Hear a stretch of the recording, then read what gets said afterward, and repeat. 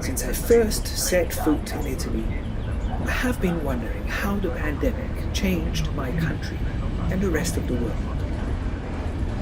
These can be moments of extreme solidarity between people, but the opposite is also true. Fear and insecurity can lead to discrimination, especially against those who are already vulnerable.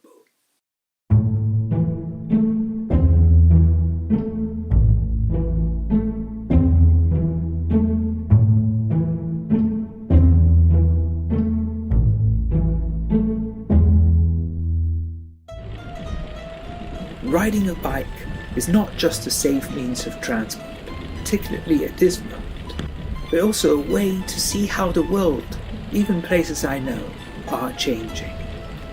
As I slowly and quietly move ahead, my saddle becomes a unique vantage point to observe the animals and plants around me and find out more about the people I come across, learn who works where, in what conditions, at what time of the day, and how they get there. The stories of people who travel by bike are, naturally, the ones I get to know first.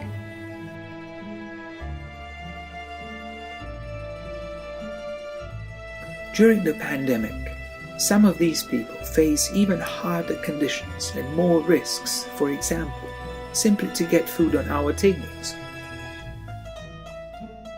I think of the daily labourers in Italy's farms, but also people I cycled with in the big cities.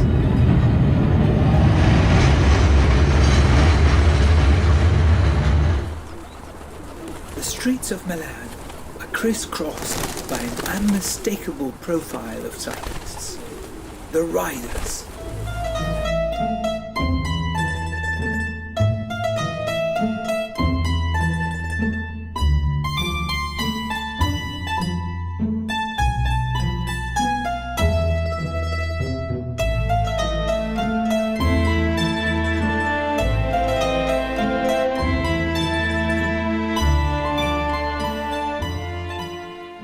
I could not find any data on the profits made by food delivery companies during the COVID-19 outbreak, but online searches for 3 of the major platforms spiked during the lockdown in spring 2020.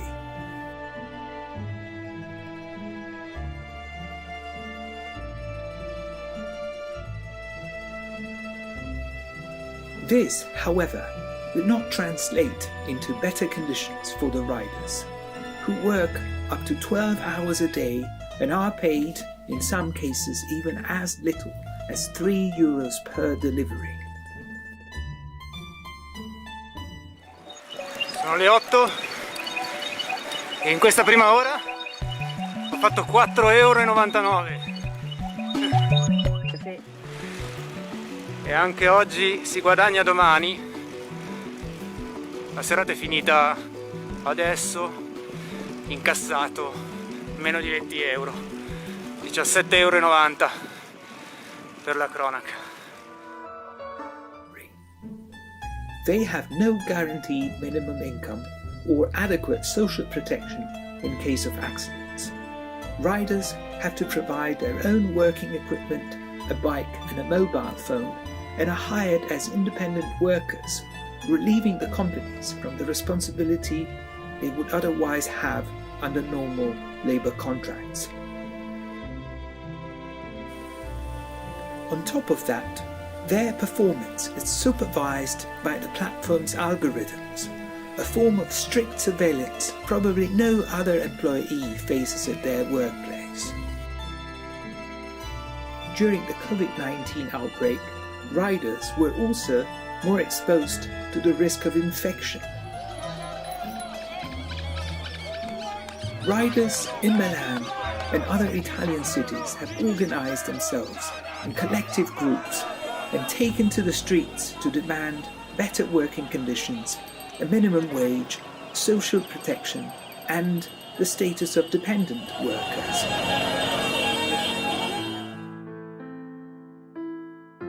The riders' struggle continues as I leave Milan. A few months later, prosecutors would launch an official investigation over alleged exploitation of migrant workers by one of the major platforms. This is just an example of how COVID-19 could exacerbate existing inequalities, but also provide an opportunity to fight for positive change. Can we learn from this and other examples to make sure the world we rebuild after the pandemic is a fair one, more respectful of human beings and our planet? It's with this question in mind that I set off for the last part of my bike journey through Italy.